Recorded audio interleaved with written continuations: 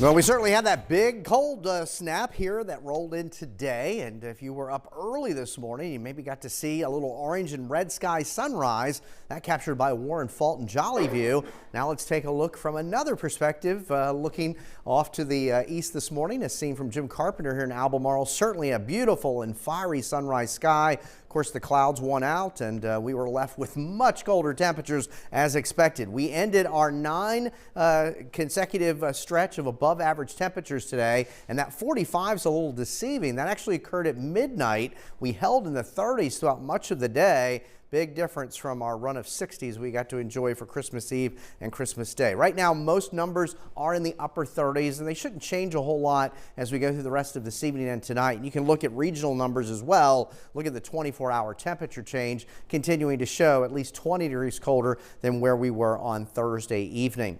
Doppler radar has been fairly quiet across the local area. There could still be a sprinkle or a very light shower, but not expecting much. All the action is well to our north, and it's a different story as well, as you'll run into freezing rain, especially north of Interstate 70 up into Pennsylvania, and then you get north of Philadelphia, you'll start to run into some snow up into New York State and New York City and the Tri-Cities area, dealing with the snow here tonight. That system will basically do its hit number tonight and into very early tomorrow, then begin to move away. But travel up there tonight will certainly be treacherous.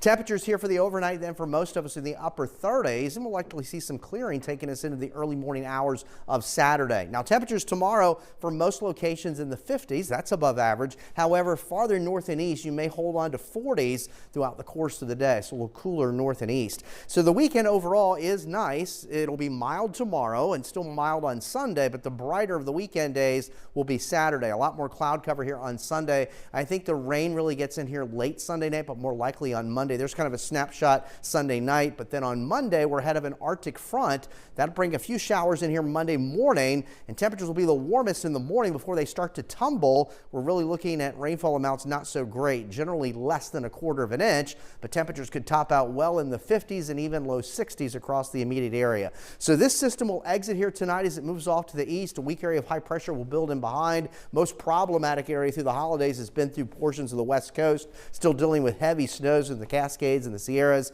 and flooding rains across the LA basin, and then big warmth across the midsection of the country where they've had record-breaking heat well in the 80s, Oklahoma City down toward Texas over the last several days. So as we look ahead to next week, we get a little bump in the numbers this weekend, and then another trough, a dip in the jet stream swings our way by late Monday, and that's going to keep temperatures well below average as we go into most of next week. So outside of a stray shower early this evening, some partial clearing into tomorrow morning. We'll start in the 30s and 40s. Afternoon highs for most of us in the 50s for your Saturday. More cloud cover here on Sunday with daytime highs either side of 50. Tonight then, some late clearing. Most of us in the mid to upper 30s. A nice weekend ahead there with temperatures still above average, and then that sharp drop off as we go into later Monday into much of next week. Finish out this year and look ahead toward the new.